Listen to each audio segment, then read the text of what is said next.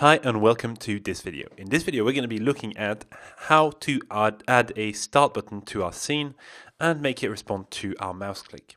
In particular we want to have the button change color when we hover over it with the mouse, and we want to have the button change color whenever it's clicked. So we're going to use a text element as a button to do that. So let's get started. So I'll jump straight into Unity, and here we have our scene. Right now it's missing two buttons, a start and a quit button, so that's what we're going to add now. To do that, the first thing I'm going to do is I'm going to change the name of those text elements. These text elements are not really named very well, so I'm just going to rename them to know what they are. I'm going to call this one title and the one underneath subtitle. Don't forget to press return. If you don't press return, this change won't take effect. And finally, I'm going to add a new UI object text from my game object menu, and you'll see the text come up. I'm going to drag it underneath, and I'm going to rename this one start button.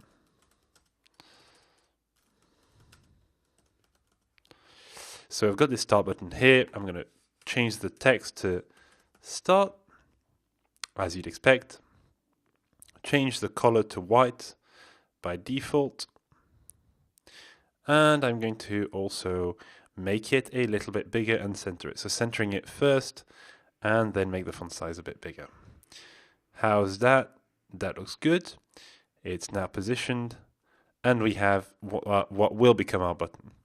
So right now it's just text. So how do I turn it into a button? Well, I can click Add Component, and if I look at my component hierarchy, I can go to UI, and then there will be a button component. So I can click the button component, and here we have a interactable button attached to, whoop, that's not attached to the right thing, that's attached to our canvas. Look, I've got the canvas selected, and I've added a button script to it. Not quite what I wanted to do, so let me remove that component and select the right thing, which is my start button, which I've misspelled. It's not start, it's just start button. I think that's a much better name for it. So now I want to add a component to my start button. So UI button to my start button. And now everything in there it'll automatically find the right target graphic, it'll find the buttons, and we've got a bunch of stuff, and then it'll have this box at the bottom, this on click box, which will let it carry out actions whenever it's clicked. Now if I press play, if I move my mouse over this button, absolutely nothing happens. Can you see that? Nothing at all happens. We want to change that. So what we're going to be doing is we're going to use the transition attribute of our button script, and we're going to select the color tint. So now there's three options, or four. None, which means nothing happens. Color tint, which means you change the color overlay slightly, and then sprite swap, which means you change the actual sprite underlying the button, and finally animation, which lets you play an animation whenever one of those state is triggered. We're going to use color tint because it's very simple. Normal color is going to remain white.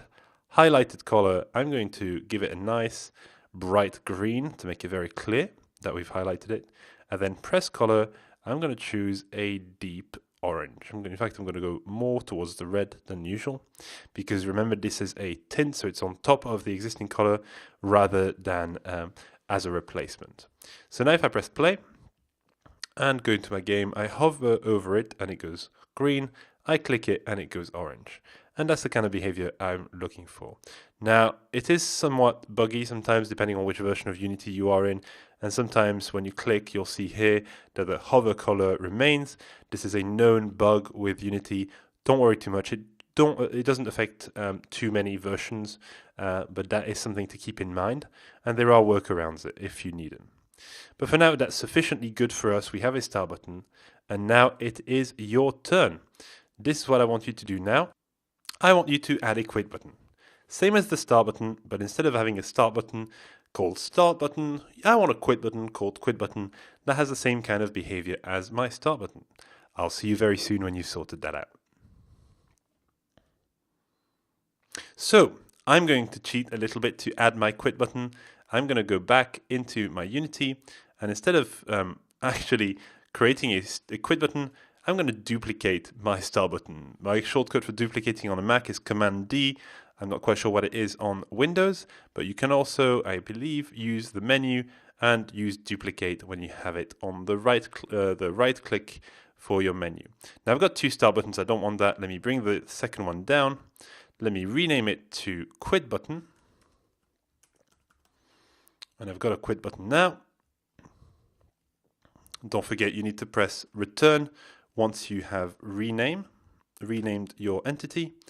And I'm going to change this to quit. And now, if I go back to my page and I play the game, we now have two buttons that respond to mouse hover, respond to clicks, and change their colors. And that is it for this video. We have now created buttons. We know how to create menu, or at least text buttons, and we'll be looking at other types of button in future videos. But for now, that is sufficiently good for us to create our Number Wizard UI game. So I'll see you in the next video.